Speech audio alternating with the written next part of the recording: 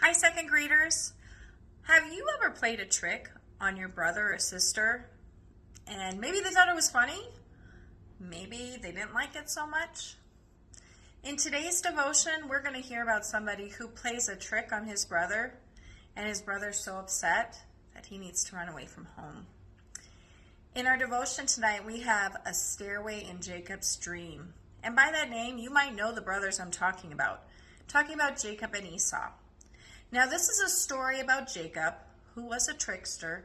One of Jacob's biggest tricks was fooling his brother into trading the special family blessing to him for a bowl of soup.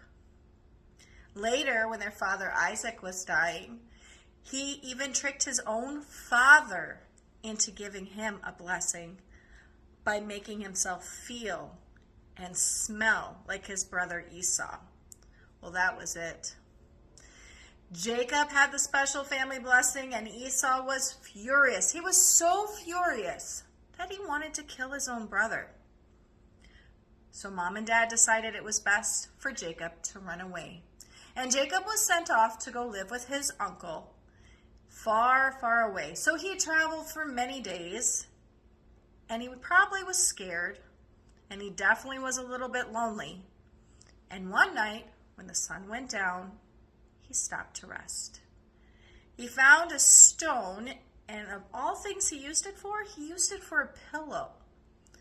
Now he lay on the ground and he fell fast asleep. Now, God knew Jacob's heart. He knew that Jacob was scared. He knew that Jacob was lonely. And he also knew that Jacob was feeling a lot of guilt over how he had tricked his father and his brother. So, as Jacob went to sleep, God sent him a wonderful dream. Jacob dreamed of a stairway that reached from earth all the way up into the heavens. And on this stairway, there were angels going up and down. And at the very top of the stairway, he saw God himself. And God spoke to Jacob. He said, "I am the Lord your God, Jacob. I am the God of your grandfather Abraham. I am the God of your father Isaac.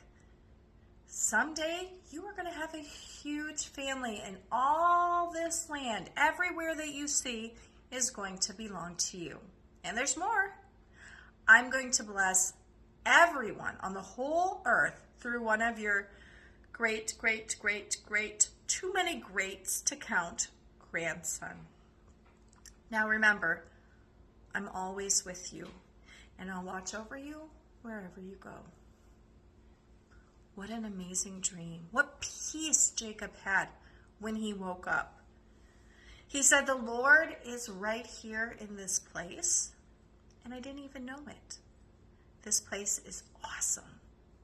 It's the house of God. It's the gate of heaven." And Jacob wanted to remember what God had said to him. So he took his stone pillow and he turned it up so that it stood like a little pillar.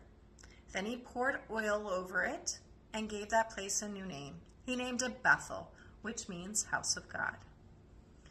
And do you know who Jacob's great, too many greats to count grandson would be? The one who would bless the whole earth? It was going to be Jesus. God promised Jacob that the Savior would be born in Jacob's own family. So tonight, as I hang this stairway on the Jesse tree, here's an Advent promise for me. God promised Jacob that he would always be with him and that the Savior would be born from his family. And that Savior is Jesus. And God makes us the same promise. He promises that he is always with us. And that Savior came and died and rose again for you and me. That's all for tonight.